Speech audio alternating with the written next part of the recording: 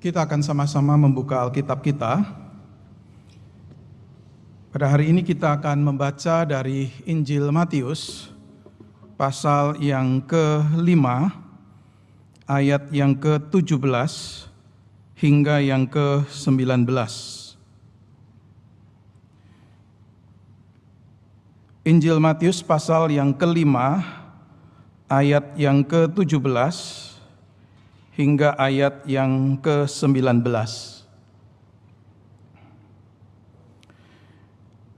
Janganlah kamu menyangka bahwa aku datang untuk meniadakan hukum Taurat atau kitab para nabi. Aku datang bukan untuk meniadakannya, melainkan untuk menggenapinya. Karena aku berkata kepadamu, sesungguhnya selama belum lenyap langit dan bumi ini, satu iota atau satu titik pun tidak akan ditiadakan dari hukum Taurat sebelum semuanya terjadi. Karena itu, siapa yang meniadakan salah satu perintah hukum Taurat sekalipun yang paling kecil dan mengajarkannya demikian kepada orang lain, ia akan menduduki tempat yang paling rendah di dalam kerajaan surga. Tetapi siapa yang melakukan dan mengajarkan segala perintah hukum Taurat, ia akan menduduki tempat yang tinggi di dalam kerajaan surga. Mari kita masuk di dalam doa. Kami bersyukur untuk waktu yang Tuhan berikan. Pada hari ini kami bisa bersama-sama beribadah. Sekalipun sebagian besar kami masih ada di tempat tinggal kami masing-masing, beribadah, mengikuti ibadah secara online. Kami bersyukur di tengah-tengah masa yang sulit ini, Tuhan masih memberi kesempatan untuk kami boleh datang beribadah, bersekutu bersama dengan Tuhan dan bersama dengan saudara seiman kami. Kami bersyukur untuk kesempatan di setiap ibadah Tuhan masih mau menyatakan kebenaran firman-Mu untuk setiap kami, sehingga kami bisa tahu bagaimana seharusnya kami hidup sebagai anak-anak Tuhan. Berkatilah akan renungan firman-Mu pada hari ini, dan biarlah sekali lagi Engkau mengajar kami melalui firman-Mu, mengajar kami untuk mencintai firman-Mu, mengajar kami untuk setia kepada Engkau, dan perwujudan dari kesetiaan itu diwujudkan dalam kecintaan kami pada apa yang Engkau berikan atau perintahkan pada kami. Terima kasih Tuhan. Dengarlah doa kami, dalam nama Tuhan Yesus kami berdoa dan kami bersyukur. Amin. Saudara yang dikasihi oleh Tuhan, kalau ada seorang pegawai atau seorang karyawan yang berkata kepada tuannya atau kepada bosnya bahwa dia mau untuk menjadi pegawai atau karyawan yang loyal, yang setia, tetapi kalau ada hal-hal yang diperintahkan atau diminta oleh sang tuan itu, dia tidak mau lakukan. Saudara, kalau pegawai atau karyawan seperti ini, apakah kita bisa sebut sebagai pegawai atau karyawan yang loyal atau yang setia? Saudara, loyalitas itu bukan berarti hanya berkata, saya tetap mau kerja nih pada bapak atau pada ibu, saya senang dengan kalian dan saya tetap mau bekerja di kantor ini atau di toko ini atau di perusahaan ini karena saya senang dengan bapak dan ibu.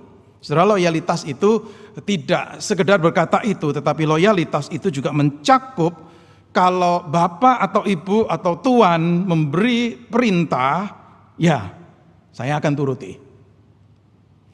Saudara yang dikasihi oleh Tuhan, di dalam perjanjian lama bangsa Israel itu diberikan hukum Taurat. Saudara, istilah Taurat itu artinya instruction. Taurat itu artinya adalah instruksi-instruksi, dan itu diberikan oleh Allah sendiri kepada bangsa Israel setelah bangsa Israel itu keluar dari Mesir. Setelah diselamatkan dari perbudakan di Mesir. Kemudian diberikan rangkaian hukum-hukum yang kita kenal sebagai hukum Taurat. Nah, saudara, itu diberikan dengan tujuan apa? Diberikan dengan tujuan supaya bangsa Israel itu bisa menjalani kehidupannya dalam relasi dengan Yahweh yang disembah dan juga dalam relasi dengan sesamanya. Saudara, tujuannya adalah untuk itu. Nah tentu mereka diharapkan untuk apa? Diharapkan untuk mentaati apa yang diberikan oleh Tuhan itu pada mereka. Jadi saudara, kita melihat bahwa ketaatan kepada hukum Taurat bagi bangsa Israel itu bukan sebagai sarana untuk kemudian mereka itu mendapatkan keselamatan atau supaya mereka itu mendapatkan penebusan. Tetapi justru setelah mereka diselamatkan, setelah mereka dilepaskan dari perbudakan, mereka diberikan hukum Taurat itu untuk apa? Untuk kehidupan sehari-hari mereka. Nah, saudara, dengan kata lain kita bisa berkata begini, Israel itu tidak bisa berkata bahwa oh saya mau loyal kepada Allah, kepada Yahweh, saya itu mau setia kepada Yahweh, tetapi saya tidak mau peduli dengan hukum-hukum Taurat yang dia berikan. Saudara, sarana untuk mengungkapkan kesetiaan atau loyalitas kepada Yahweh itu ditunjukkan dengan jalan ketaatan kepada hukum Taurat yang diberikan. Allah sudah menyatakan anugerahnya, Allah sudah menyatakan kebaikannya, Allah sudah menunjukkan penebusannya, menyatakan keselamatannya pada bangsa Israel. Maka sebagai respon syukur tetapi juga respon kesetiaan, Israel dipanggil, diminta untuk apa? Untuk mentaati hukum Taurat. Saudara, bagi bangsa Israel, ketaatan berhukum Taurat itu sebenarnya bukan satu beban, tapi itu satu panggilan, dan seharusnya itu menjadi satu kecintaan bagi mereka. Saudara, di Mazmur 119 itu, si penulis Mazmur ini mengungkapkan kecintaannya pada hukum Taurat dengan berkata begini, berbahagialah orang-orang yang hidupnya tidak bercela, yang hidup menurut Taurat Tuhan, berbahagialah orang-orang yang memegang peringatan-peringatannya, yang mencari Dia dengan segenap hati. Dan saudara bisa lanjutkan membaca keseluruhan Mazmur 119 yang memang berbicara satu topik khusus, yaitu tentang perintah Tuhan, tentang Taurat Tuhan. Saudara, hukum Taurat itu dilihat sebagai hukum yang baik oleh bangsa Israel. Saudara, Yesus Kristus Tuhan kita adalah orang Israel. Bagaimanakah sikap Yesus terhadap hukum Taurat? Saudara, di perikop kita hari ini kita melihat Yesus berkata begini, di ayat 17, janganlah kamu menyangka bahwa aku datang untuk meniadakan hukum Taurat atau kitab para nabi. Aku datang bukan untuk meniadakannya, melainkan untuk menggenapinya. Saudara, perhatikan di sini Yesus itu tidak sekedar cuma bicara hukum Taurat, tapi Yesus juga bicara apa? Tentang kitab para nabi. Jadi Yesus bukan spesifik tentang hukum-hukum Taurat, tetapi sebenarnya Yesus berbicara tentang kitab Taurat, yaitu kitab 5 kitab pertama dalam kitab suci orang Israel, dan juga kitab para nabi. Saudara, ini satu kombinasi yang merujuk pada keseluruhan kitab suci bangsa Israel saat itu yang sekarang ini kita kenal sebagai perjanjian lama. Saudara, ungkapan kitab Taurat dan kitab para nabi itu beberapa kali dipakai di Injil Matius. Dan itu jelas merujuk kepada kitab suci orang Israel waktu itu, ya yang kita kenal sekarang sebagai perjanjian lama. Saudara, dalam kalimat ini jelas sekali, Yesus itu menyatakan satu sikap dan ketegasan, bahwa Dia tidak bermaksud untuk membuang atau menyingkirkan kitab suci ini atau bagian-bagian kitab suci ini. Yesus juga tidak bermaksud untuk menyatakan bahwa Dia itu akan menggantikan Taurat Tuhan itu dengan Taurat versinya sendiri. Sudah, melalui kalimat ini kita bisa melihat Yesus itu menunjukkan bahwa Dia masih tetap memegang teguh dan menjunjung tinggi kitab suci yang kita kenal sebagai perjanjian lama saat itu, dan termasuk di dalamnya tentu adalah hukum-hukum Taurat. Saudara, kitab Taurat disebut sebagai kitab Taurat karena di dalamnya itu ada hukum-hukum Taurat, ada instruksi-instruksi yang memang Tuhan berikan kepada bangsa Israel setelah mereka itu dilepaskan dari perbudakan di Mesir. Yesus berkata atau memulai dengan berkata begini, janganlah kamu menyangka, do not think. Saudara, kenapa dia memulai dengan kalimat itu? Karena Yesus tahu dia berhadapan dengan orang-orang yang mungkin mencurigai dia atau menuduh bahwa dia itu berusaha untuk menyingkirkan pewahyuan Allah sebelumnya, menggantikannya dengan ajarannya mengenai kerajaan Allah. Yesus tahu adanya kemungkinan kesalahpahaman mengenai natur kerajaan Allah yang dia beritakan, sehingga bisa menimbulkan persepsi bahwa dia bertentangan dengan ajaran kitab suci. Misalnya yang terkenal kita baca beberapa kali di kitab Injil, Yesus itu sepertinya tanda kutip melanggar hukum hari Sabat yang tidak memperbolehkan seseorang bekerja. Tapi kita tahu satu kali Yesus itu mengizinkan para murid untuk memetik gandum di hari Sabat. Atau contoh yang lain, Yesus menyembuhkan seseorang di hari Sabat. Nah, saudara, audiens Yesus yang orang-orang Yahudi ini melihat, itu menjadi marah. Kenapa? Karena mereka merasa bahwa Yesus ini melanggar hukum Sabat, melanggar ketetapan yang diberikan oleh Allah sendiri. Atau contoh lain, Yesus itu sering bergaul makan bersama dengan pemungut cukai dan orang-orang berdosa. Sudah di mata orang-orang Israel atau orang Yahudi yang sangat-sangat katakanlah tanda kutip fanatik, ya misalnya orang Farisi, ahli Taurat, sudah itu dianggap sebagai satu pelanggaran hukum Allah. Kok bergaulnya dengan orang-orang berdosa? Kok bergaulnya dengan para pemungut cukai? Nah, sudah ada kecurigaan seperti ini, ada tuduhan yang seperti ini, maka Yesus mau untuk memperjelas hal itu. Memperjelas khususnya di awal dia pelayanan, dan tidak lama lagi dia itu akan menguraikan dalam khotbahnya di bukit ini. Saudara, Matius 5-7 itu khotbah di bukit. Perikop yang tadi kita baca bagian dari khotbah di bukit, Sermon on the Mount.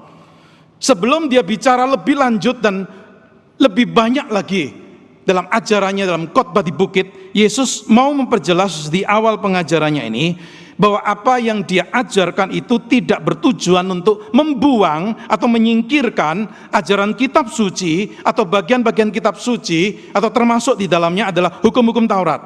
Maka Yesus berkata, aku datang bukan untuk meniadakannya. Saudara, kata meniadakan itu lebih keras lagi, yaitu artinya destroy, menghancurkan. Yesus mengatakan, aku datang bukan untuk meniadakan dalam arti menghancurkan hukum-hukum itu, menghancurkan kitab suci dan gak mempedulikan sama sekali. Tetapi Yesus berkata, aku datang untuk menggenapinya. Nah, saudara, apa yang dimaksud dengan menggenapinya? Dan bagaimana Yesus itu menggenapinya? Saudara, menggenapi itu tidak sama dengan mentaati. Di sini Yesus tidak sekedar berbicara bahwa, oh saya mentaati hukum Taurat ini, atau saya mentaati apa yang tertulis dalam kitab para nabi. Saudara, lebih dari sekedar itu. Saudara, kata menggenapi itu berarti apa? Kata menggenapi itu berarti Yesus Kristus itu adalah figur sentral atau figur yang penting yang dibicarakan, diajarkan, dirujuk, dinubuatkan, dan diantisipasi dalam kitab suci Perjanjian Lama. Yesus Kristuslah yang menjadi pusat perhatian dari Perjanjian Lama secara keseluruhan. Jadi ketika Kristus datang ke dunia sebagai Mesias, maka apa yang dibicarakan, diajarkan, dinubuatkan, dirujuk, diantisipasi di kitab suci Perjanjian Lama itu menemukan penggenapannya di dalam pribadi Yesus Kristus. Saudara, kalau Perjanjian Lama itu kita bisa gambarkan seperti satu cerita, satu story, maka Yesus itu adalah figur sentral, pusat dari cerita itu, dari story itu. Sepertinya kitab suci itu menemukan tujuan akhirnya itu di dalam diri Yesus Kristus, menemukan goalnya di dalam Yesus Kristus. Saudara, maka tidak heran kalau satu kali Yesus pernah berkata kepada para muridnya, kepada orang banyak, kitab kitab suci itu memberi kesaksian tentang aku. Yesus tidak bicara spesifik bagian kitab suci yang mana ya, tapi Yesus bicara secara keseluruhan. Kalau dilihat secara keseluruhan, message yang mau disampaikan di dalam kitab suci di Perjanjian Lama itu adalah tentang aku, itu kata Yesus. Jadi kehidupan, tindakan, dan pengajaran Yesus itu menggenapkan apa yang sudah dinyatakan di dalam kitab suci orang Israel pada waktu itu yang kita kenal sekarang sebagai Perjanjian Lama. Jadi setelah Yesus Kristus itu membawa kitab suci itu pada tujuan akhir yang memang itulah yang dimaksudkan. Saya ambil contoh. Di Injil Matius, kalau saudara membaca pasal 1, saudara tahu dimulai dengan cerita mengenai kelahiran Yesus. Dimulai dengan cerita mengenai malaikat yang menampakkan diri kepada Yusuf. Yusuf mungkin takut untuk mengambil Maria menjadi istrinya, tetapi diberikan dorongan, di-encourage untuk tetap mengambil Maria sebagai istrinya, Karena dikatakan apa? Karena Maria akan melahirkan anak laki-laki dan Yusuf diminta untuk menamai dia Yesus. Lalu kemudian malaikat itu berkata begini, hal itu terjadi supaya genaplah yang difirmankan Tuhan oleh Nabi. Lalu mengutip dari Yesaya 7:14, sesungguhnya anak darah itu akan mengandung dan melahirkan seorang anak laki-laki, dan mereka akan menamakan dia Immanuel, yang berarti Allah menyertai kita. Sudah, dengan kata lain Injil Matius mau menunjukkan begini, kalau kamu baca atau kalau kalian baca Yesaya 7:14, jangan hanya baca itu sebagai katakanlah satu janji atau satu nubuatan yang berhenti di zamannya Yesaya. Tetapi lihatlah itu dalam kaitan dengan penggenapan klimaknya, yaitu di dalam diri atau pribadi Yesus Kristus. Itu satu contoh yang ditunjukkan di Injil Matius ini. Atau contoh lain, sudah di hukum Taurat Musa kita tahu, ada sistem persembahan melalui korban binatang yang dibawa untuk penebusan salah atau untuk penebusan dosa, untuk pengampunan dosa. Surah itu dilakukan oleh bangsa Israel di Perjanjian Lama. Tetapi dengan kedatangan Yesus ke dalam dunia dan dia kemudian mengorbankan dirinya sebagai anak domba Paskah, ya, sebagai anak domba Allah yang untuk pengampunan dosa. Maka sepertinya dari perspektif Kristus yang sudah datang, sudah mati dan sudah berkorban ini, kemudian kembali membaca hukum itu di Perjanjian Lama, maka tentunya kita diminta untuk tidak berhenti cuma memaknai hukum itu di masa yang lalu, di masa kehidupan bangsa Israel, tetapi harus melihat di dalam kaitan dengan apa yang Kristus Yesus lakukan di dalam pengorbanannya. Jadi artinya begini saudara, jikalau Kristus itu merupakan penggenapan dari apa yang tertulis di dalam kitab suci di Perjanjian Lama, maka kitab suci Perjanjian Lama itu harus dipahami, dilihat, dimaknai dari perspektif Kristus yang menjadi tujuan atau menjadi goalnya. Setiap teks di dalam kitab suci di Perjanjian Lama harus dilihat dari perspektif ini. Jadi perspektif Kristus sudah datang dan sudah melakukan apa yang menggenapkan apa yang dinubuatkan di dalam Perjanjian Lama. Saudara, kita harus menemukan makna yang dimaksud di dalam teks itu di dalam kaitan dengan penggenapan yang sudah dilakukan oleh Kristus. Sudah nggak bisa dilepaskan dari pribadi Kristus. Jadi kalau kita terapkan untuk hukum Taurat nih misalnya, setelah hukum Taurat yang kita baca sekarang di Perjanjian Lama, nggak bisa dibaca terlepas dari Kristus. Tidak seharusnya dipahami tersendiri terlepas dari Kristus. Ambil contoh kembali kepada tadi hukum persembahan korban binatang ini. Setelah kalau itu dibaca terlepas dari Kristus, berarti itu kita akan baca sebagai satu peraturan yang berlaku untuk kita untuk seterusnya. Lalu kita diminta untuk apa? Tetap membawa korban binatang ini untuk persembahan. Atau contoh yang lain, hukum tentang makanan. Ya kan ada makanan-makanan tertentu yang tidak boleh. Setelah kalau itu dibaca berdiri sendiri, itu berarti akan berlaku untuk seterusnya untuk kita, termasuk untuk kita. Sekarang ini berarti apa? Ada larangan untuk makanan-makanan tertentu nih.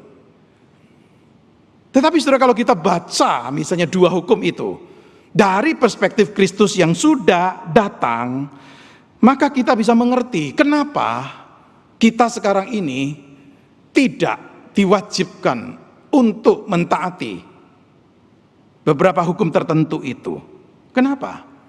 Karena memang hukum-hukum tertentu itu dimaksudkan bukan untuk kemudian mengikat untuk selama-lamanya, tetapi dimaksudkan untuk merujuk kepada masa depan, melihat pada apa yang Kristus Yesus lakukan dan kemudian sampai pada penggenapan yang klimaksnya di dalam pribadi Yesus Kristus.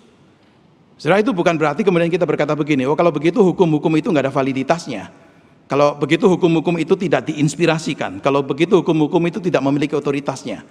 Saudara nggak bisa mengatakan itu juga. Sebab apa? Sekali lagi, sebab kita harus melihat di dalam kaitan dengan pribadi Yesus Kristus. Validitas, otoritas, dan inspirasi dari perikop itu erat kaitannya dengan penggenapan yang dilakukan di dalam pribadi Yesus Kristus nih. Saudara, ini yang saya mau sampaikan ketika kita mencoba untuk memahami khususnya tentang hukum-hukum Taurat atau hukum-hukum tertentu di dalam kitab Taurat. Maka Yesus berani berkata bahwa dia datang bukan untuk destroy, bukan untuk menghancurkan, tetapi untuk menunjukkan ini loh penggenapannya sampai kepada dirinya. Membawa penggenapan itu terkait dengan dirinya. Saudara yang dikasih oleh Tuhan, jikalau Kristus itu merupakan penggenapan dari apa yang tertulis di dalam kitab suci di Perjanjian Lama, termasuk hukum-hukum Taurat, itu juga punya arti begini, yaitu Kristuslah yang memang bisa menunjukkan makna yang sesungguhnya, makna yang sepenuhnya, makna yang seutuhnya dari perintah tertentu atau hukum tertentu yang ada di Perjanjian Lama. Jika menemukan penggenapannya di dalam Kristus, maka Yesuslah penafsir, kalau saya boleh pakai kalimat ini, Yesuslah penafsir Taurat yang benar. Karena dia memahami hukum Taurat itu dengan benar, dia menafsirkan dengan benar, dan dia menjelaskan dengan benar. Dan oleh sebab itu, nanti pada waktu saudara membaca Sermon on the Mount, khotbah di bukit ini, khususnya mulai dari ayat 20 dan seterusnya, saudara bisa melihat bagaimana Yesus itu menyingkapkan maksud kebenaran yang sesungguhnya dan yang penuh dari hukum-hukum tertentu yang dia sebutkan itu. Yesus sepertinya menjelaskan maksud yang lebih dalam. Yesus menyampaikan implikasi-implikasi yang mungkin sebelumnya itu tidak dipahami atau sebelumnya itu tidak dilihat nih oleh orang Israel. Saudara, sebagai contoh, kalau saudara membaca di Matius pasal yang ke-5 ini ya, saudara kalau membaca seterusnya, Yesus mengutip satu hukum, misalnya hukum kasih. Matius 5 ayat 43, Yesus berkata begini, kamu telah mendengar firman, kasihilah sesamamu manusia dan bencilah musuhmu. Saudara, itu kelihatannya radikal sekali kan? Ya. Tetapi aku berkata kepadamu, kasihilah musuhmu dan berdoalah bagi mereka yang menganiaya kamu. Saudara, secara sekilas kita beranggapan bahwa kok Yesus berbeda ya? Apa yang dimaksud ini? Nah, saudara melihat perbedaan ini ya, dan itu menunjukkan dengan jelas sekali bahwa Yesus memaknai secara lebih dalam dari hukum yang disebutkan di dalam Perjanjian Lama. Kenapa? Karena harusnya hukum itu dilihat dalam kaitan dengan dirinya, nggak bisa dilepaskan begitu saja. Maka kemudian Yesus bisa memberikan dorongan untuk apa? Untuk mengasihi musuh. Saudara yang dikasih oleh Tuhan, memang apa yang Yesus tafsirkan dan jelaskan, ada kalanya bisa sangat radikal dan bisa sangat berbeda dengan apa yang mungkin misalnya orang Farisi atau ahli Taurat itu mengerti. Oleh sebab itu sering terjadi konflik kan. Konflik antara Yesus dengan orang Farisi ahli Taurat. Itu konflik terhadap apa yang mereka pahami mengenai hukum-hukum tertentu. Tadi saya ambil contoh hukum hari Sabat itu. Tapi yang perlu untuk kita pahami begini saudara. Pada waktu terjadi konflik itu bukan berarti Yesus melawan hukum Taurat.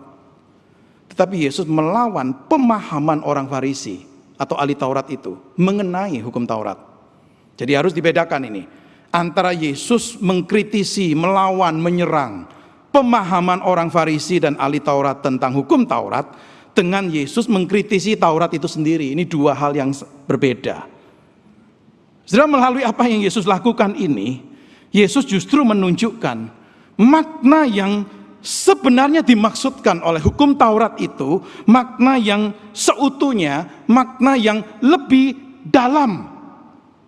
Maka pada waktu kita mengikuti akan ajaran Yesus, sesungguhnya kita itu mengikuti akan ajaran Dia yang berakar pada ajaran di Perjanjian Lama.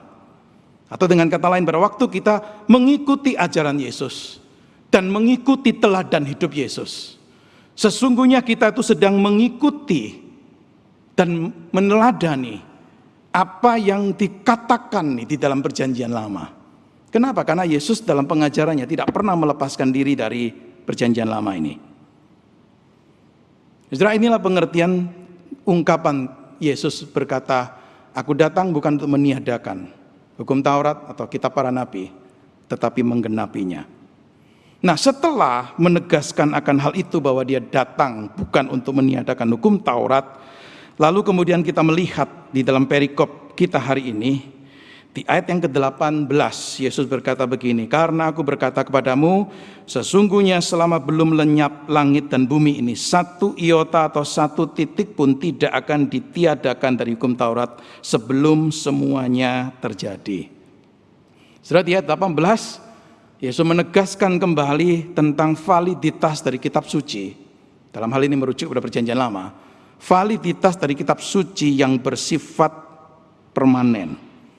Yesus memakai gambaran yang saya percaya mungkin agak sedikit berlebihan, tapi sudah tangkap spirit dari perkataan Yesus itu ketika dia memakai ungkapan satu iota atau satu titik pun tidak akan ditiadakan dari hukum Taurat sebelum semuanya itu terjadi. Surah satu iota itu bicara mengenai satu huruf dalam bahasa Ibrani yang paling kecil. Satu titik itu bicara satu stroke begitu ya, kalau mau menulis sesuatu itu menambahkan satu titik atau menambahkan satu tanda tertentu yang kecil, itu yang dimaksud. Dan di sini Yesus itu mau menunjukkan dengan ungkapan yang mungkin kita anggap berlebihan ini, mau menunjukkan apa? Bahwa semuanya ini, seluruh dari hukum Taurat itu memiliki validitas yang bersifat permanen. Bahkan bagian-bagian yang mungkin dianggap kecil, bagian-bagian yang mungkin dianggap tidak terlalu signifikan, itu tetap memiliki validitasnya. Tidak ada bagian-bagian dari kitab suci itu, sekalipun mungkin dianggap ajarannya tidak terlalu signifikan, atau ajarannya itu tidak terlalu sangat penting sekali, itu kemudian kita bisa mengatakan, itu tidak perlu untuk kita perhatikan. Tidak ada satu bagian pun yang Yesus tegaskan di sini yang tidak benar, semuanya benar. Saudara, di sini secara tidak langsung Yesus berbicara mengenai otoritas dari perjanjian lama secara keseluruhan.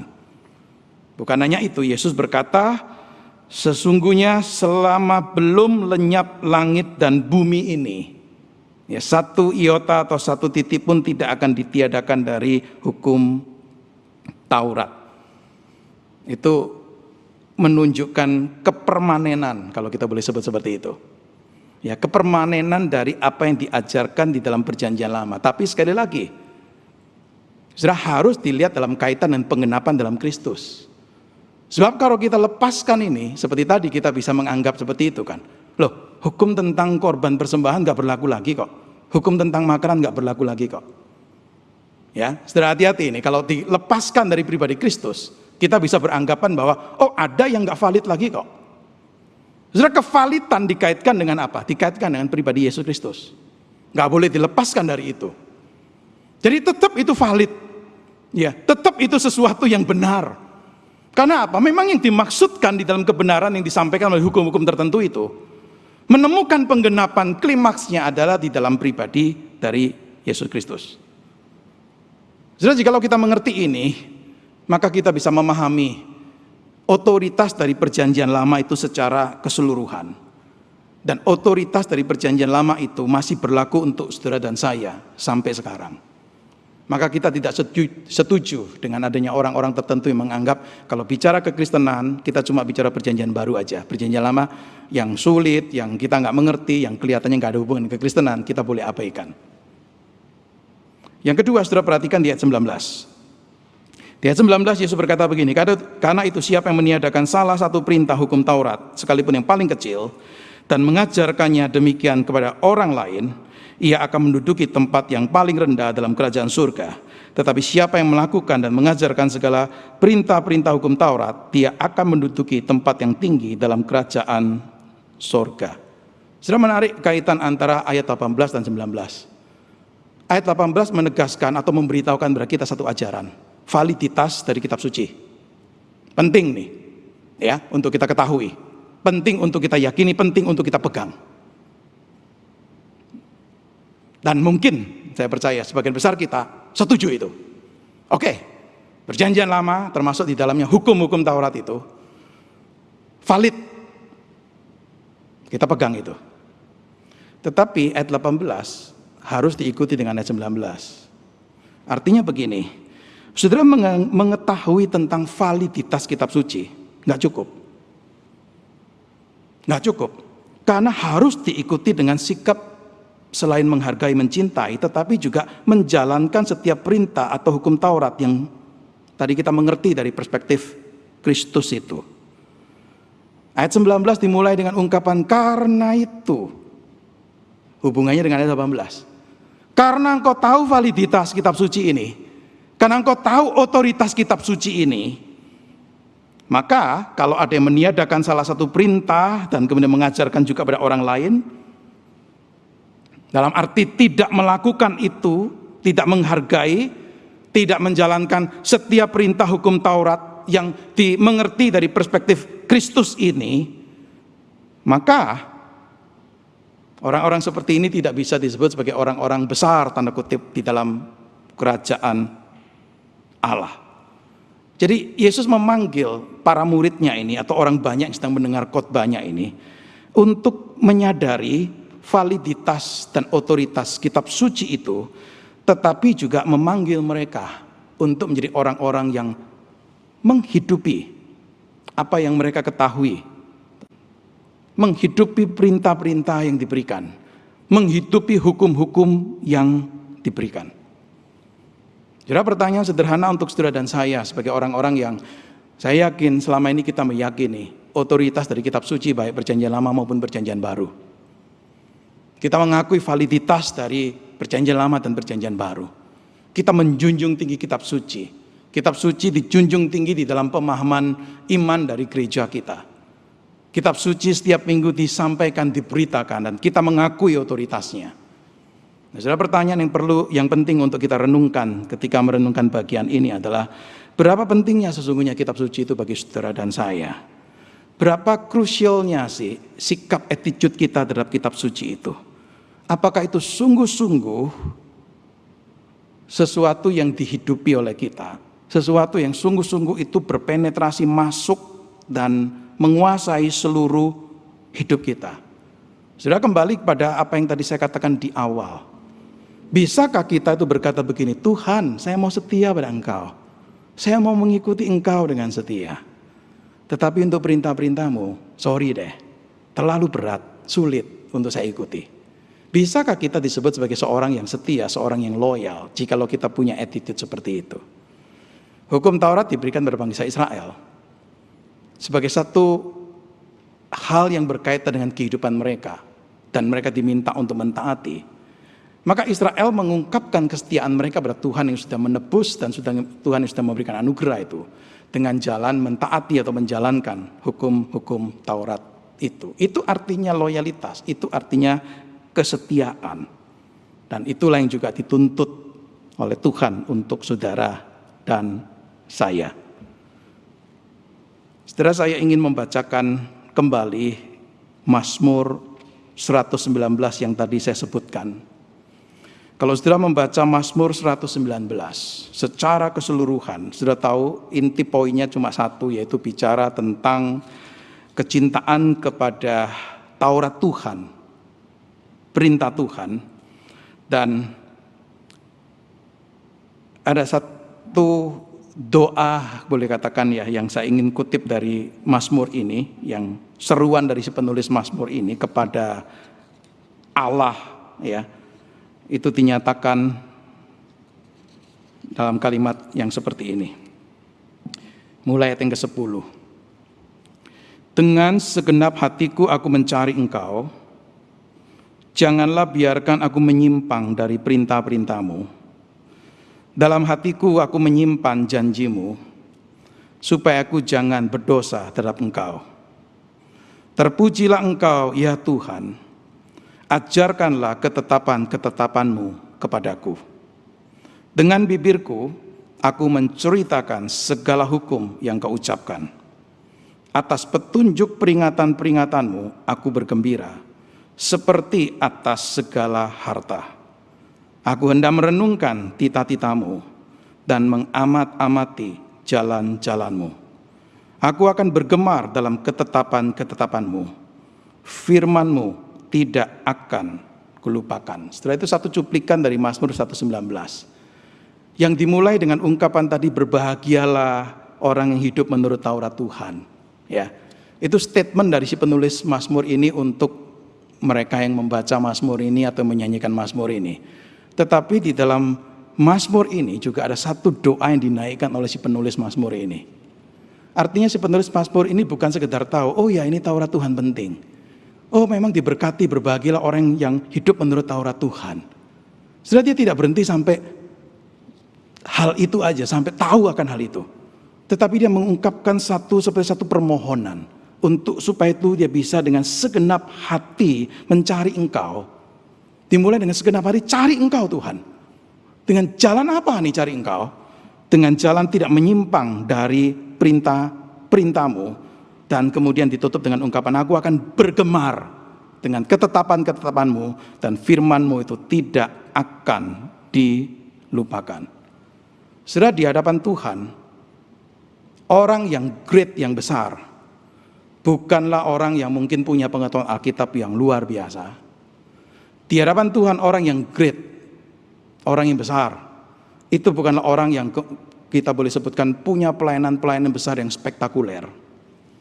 Di hadapan Tuhan, orang yang besar, kalau menurut Matius pasal 5 tadi, adalah orang yang tahu nih validitas kitab suci, hukum Taurat, perintah Tuhan, tetapi menjadi orang yang juga kemudian menjalankan itu di dalam kehidupan setiap harinya. Orang seperti ini mungkin tidak dikenal oleh banyak orang Kristen. Orang seperti ini mungkin tidak punya nama besar. Orang seperti ini mungkin tanda kutip tidak pernah mendapatkan pujian penghargaan dari orang lain. Tetapi orang seperti ini hidup sesuai dengan Taurat Tuhan. Dan orang seperti ini great di hadapan Tuhan. Kiranya saudara dan saya menjadi orang-orang yang menghidupi akan perintah, hukum, ataupun ajaran dari Taurat Tuhan yang kita kemudian tahu, menemukan penggenapannya di dalam pribadi Tuhan kita Yesus Kristus. Mari kita berdoa.